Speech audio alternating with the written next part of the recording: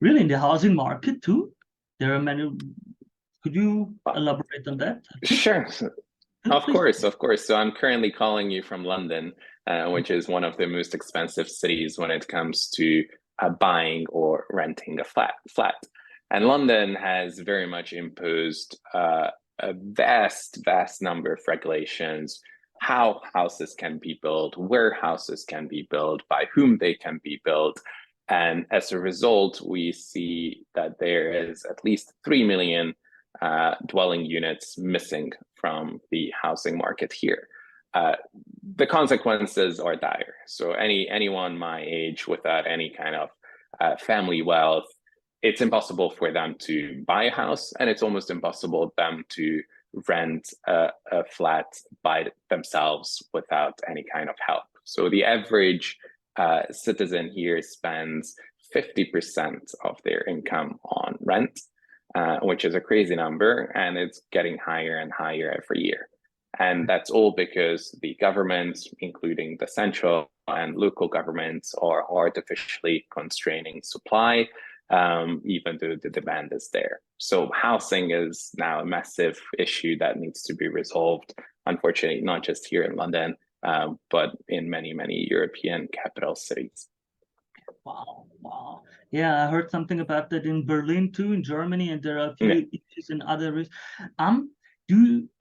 Has your think tank or has your group calculated a bit about the numbers? Is there like, of course, it's not a certain science, but it's like, do you have any numbers how much the cost could go down if the regulations were a bit sifted through, so there aren't that many of them? So like, could you say, well, it's gonna, on average, we would be getting prices that much lower, or is it, so do you have any numbers about that? Sure. I think it's interesting to compare cities that are reasonably like to like. So for example, the housing crisis is an issue in the United States on the East Coast, but it's not an issue in Texas. And if you look at the number of units that are being built in Texas versus the number of units that are being built in Boston, New York, or DC, Texas outcompetes them fourfold.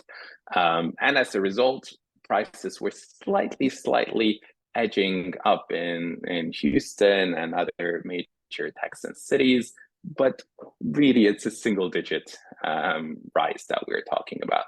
Whereas if you look at the West Coast in San Francisco or Boston or New York, prices have been going up double digits. So even though we are all talking about major US cities where demand is growing and constantly high, because the supply is divergent in Houston compared to New York, prices are not rising as quickly in those places where there is actually sufficient number of housing units being built. It would be interesting to compare the European numbers as well.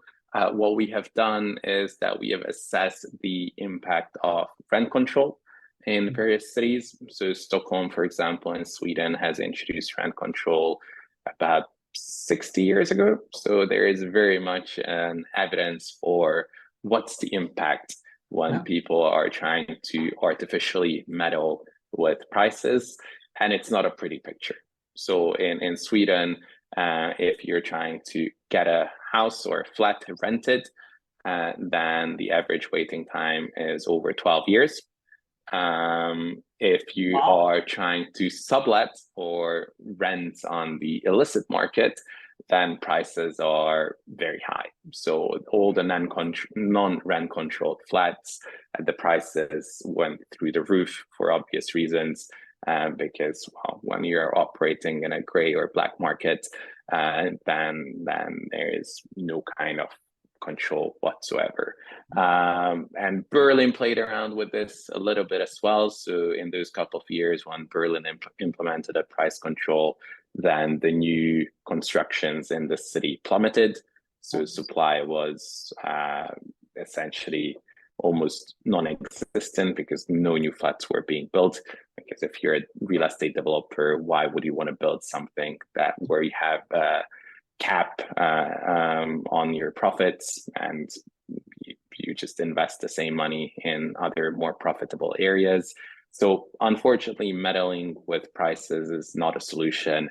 The best things government can do is really not to artificially restrict the supply, let developers build, let individual families create their own homes, and as a result, the supply and demand may come into a closer equilibrium and the prices will stop rising as quickly as they did in the last couple of years. Yeah, okay. Thank you for all of these insights. Very interesting topic. I will be looking into it a bit more because I think, as I said in the beginning, and thank you for these informations, the inflationary pressure of regulations is not discussed enough. So something I will be looking into more and will present more information